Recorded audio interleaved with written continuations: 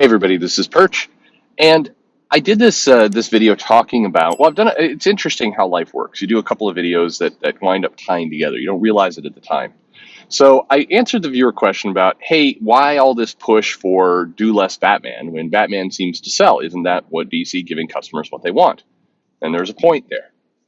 And then there's the follow-up video that said, hey, looking at the sales numbers, actually, this is a bad situation. This is bad, and it's the bad part was that of the top 50 books, 48 of them were Batman books. And there's lots of things that are bad. Unfortunately, I probably left too much of that up to interpretation, which gets me to the viewer question I'm about to go into. But the parts that are well, let me read the viewer question, then we can go into kind of why there's a problem there. It says, "Hey Perch, love your channel. Thank you for the analysis. I'm confused by the reaction to your video. A number of other videos commented on it. I didn't see any, by the way. Where are these videos? I don't have time to watch anyway, but so every now and then I like to hear how people interpret things. Okay. Uh, and the news that DC was making all of its money off of Batman, while not surprising, had a surprising result. The surprising result is that immediately people said, aha, an example, go woke, go broke. I don't get it though. Isn't DC writing Batman as woke as anything else? Mariko Tamaki is on one of the titles. She's one of the poster children for, quote, woke writing, unquote. You have bisexual Tim Drake, and you have the Orphan Maker. I think you mean Ghost Maker there, who is a queer character. Why do people assume it's woke that is the problem? It feels like it's oversaturation, lack of creativity, but I don't get the woke argument. Thanks for what you do, some other stuff. So I saw that reaction, but in fairness, I see that reaction anytime there's bad news about anything. Go woke, go broke is kind of the thing people say whenever they're wanting to kind of point and laugh. You can't in YouTube use the little GIF of Nelson going "ha ha" from The Simpsons, and it's a little old-fashioned anyway. So go woke, go broke is kind of the new model of that, from what I can tell. I think, woke was not my reaction when I saw this news and when I looked at the numbers and when I say things look bad. My first thought was like, oh, this is a woke problem. Unlike to some extent, the CW where the content was all, like I said in that video, it was as much woke as it was. All of the content was relatively the same. There was no surprise to what was being put out. And I think that it's a nuance and it doesn't fit well in a slogan. Go woke, go broke sounds a lot more catchy than, if you remove the element of surprise and make your shows and content extremely predictable, then people will stop watching. It's a more wordy way of saying things, but I think that one's often more accurate.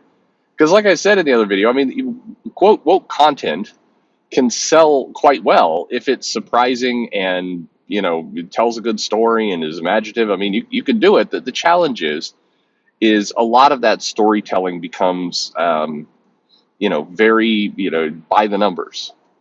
Like other things have in the past. I think in many cases something gets popular, a theme or a concept gets popular, and then it gets regurgitated over and over with very little imagination, and it fails. So I mean, we're seeing that now with a lot of I think, from my vantage point, a lot of companies are like, oh, we got to do this diversity thing. We gotta push diversity because people are worried about diversity. We turn on TV, people are saying, you need to be diverse as a company. You don't want to be a racist company. You need to be a diverse company. So we need to do diversity. So how do we do diversity? The company looks around at each other like, I don't know.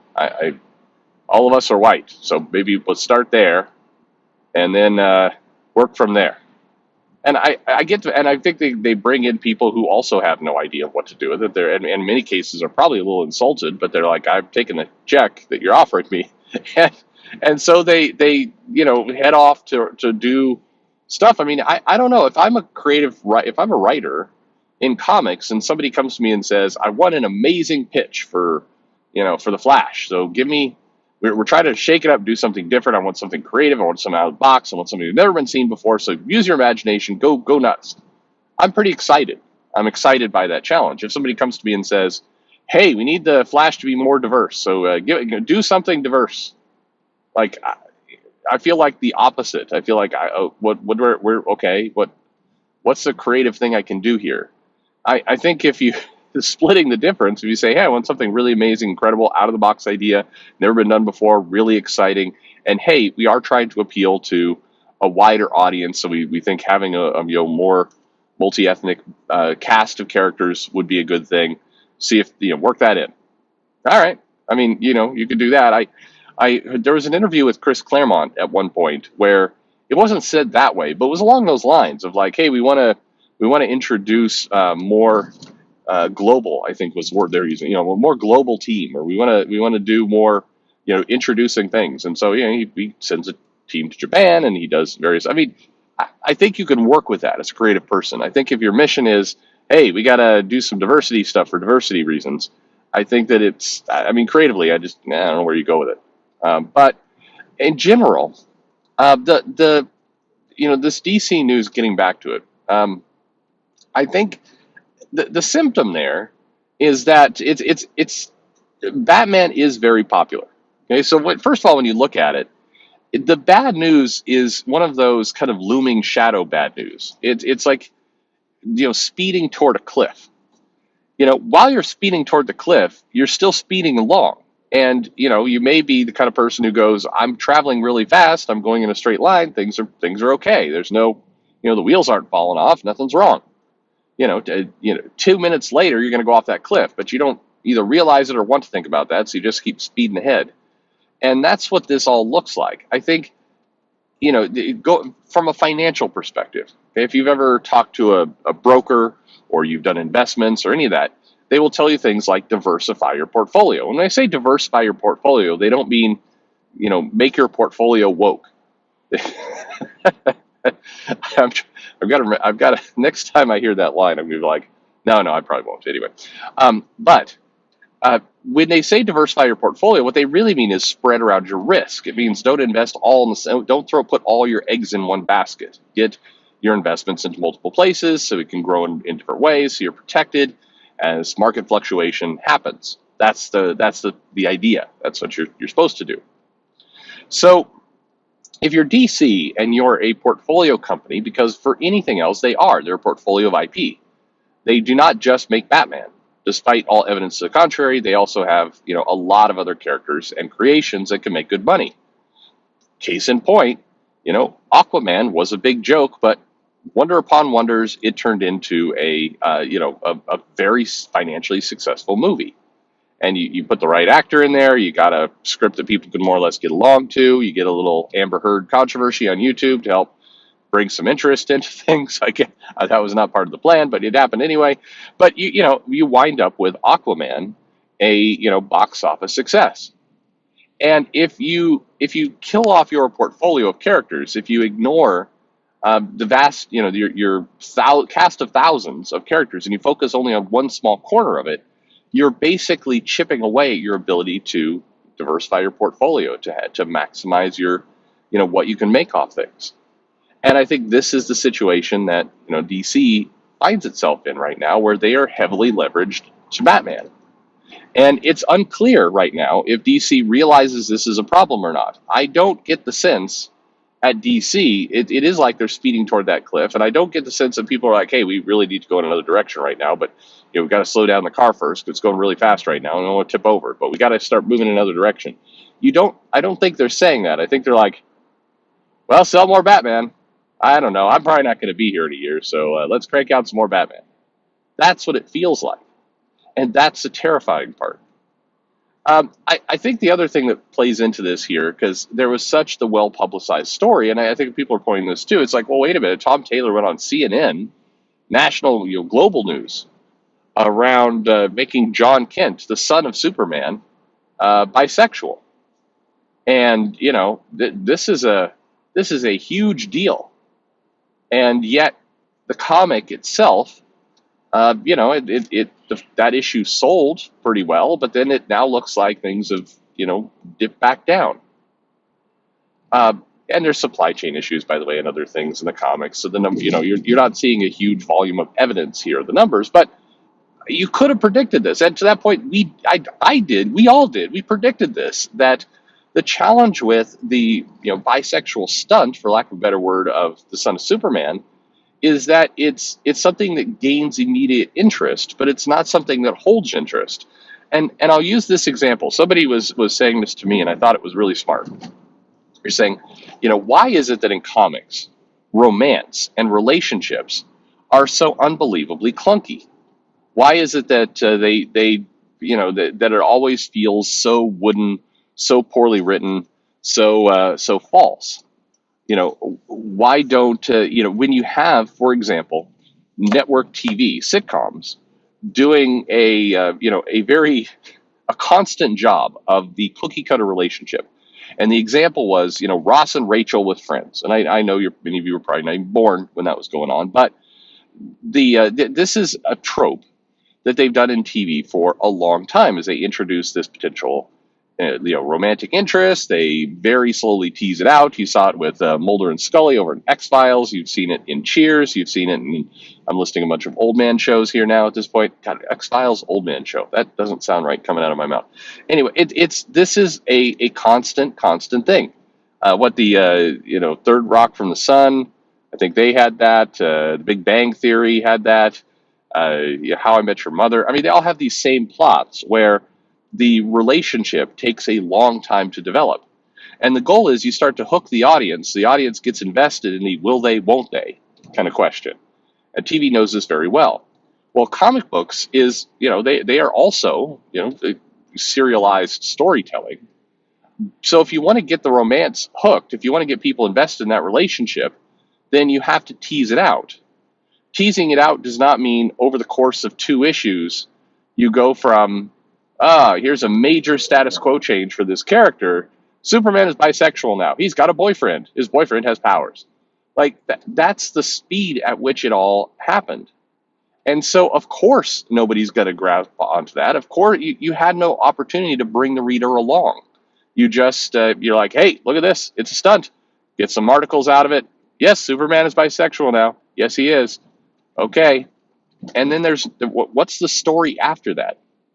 How many of the readers are invested into where this relationship is going to go? Does anyone really care? I'm sure some people do, but I doubt many do, because they weren't there for the buildup.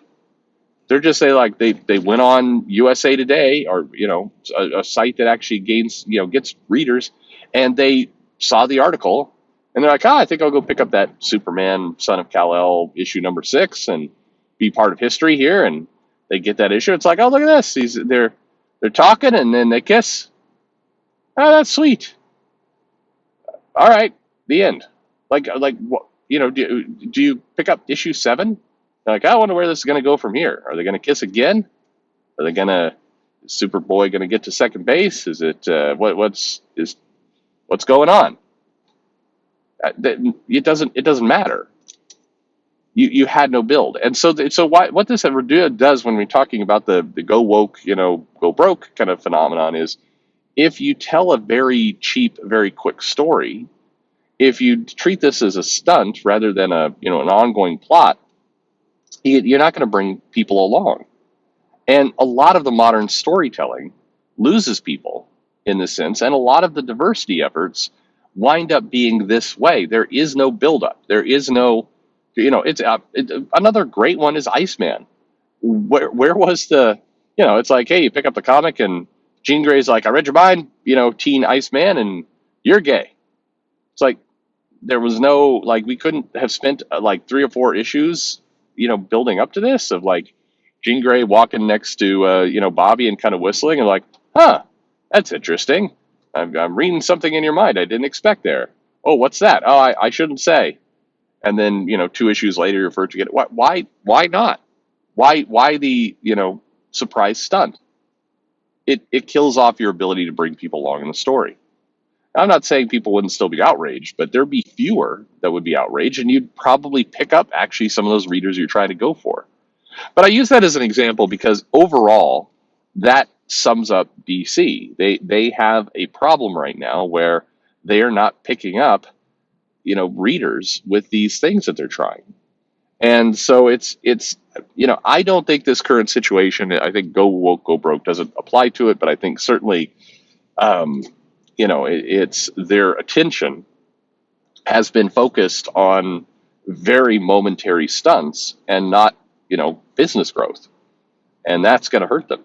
I mean, maybe it is hurting them. I think that they're still the number two company. They still have a big chance to rise, and they can recover. I mean, things can happen. They did in the late '70s. It's not game over, but at some point you do need to turn that car away from the cliff before you actually go over it. And the worst kind of thing for DC in terms of if this Discovery merger, just Discovery determines that DC Comics is not an interesting part of that portfolio, and they might, they're going to put DC Comics up for sale. And if DC Comics goes up for sale in its current state, where it's Batman and the rest of the IP is all but non-existent, and and they're they show a lot. You do diligence in that acquisition, and you go, hey, all the big news stories that you guys solicited that you went for didn't result in any kind of long-term sales for those events. That is something that would come out in diligence. That's going to drive that price down. If you want to make money off of DC, if you want to maximize your investment, you need to turn this ship around. You need to turn the car away from the cliff. Otherwise, you're going to be sold to Marvel for a song, and then we're going to get, absolutely miserable uh, Amalgam 2 kind of nonsense. I mean, it's not going to be Dark Claw. It's going to be just the worst. I mean, I don't know. Are you up for the inevitable Harley Quinn Deadpool mashup? I am not. I do not want to see that combined character. No, no, thank you, sir. Anyway, um, oh look, it's the entire Flash family, and they live on Krakoa now. Jesus, thanks for listening.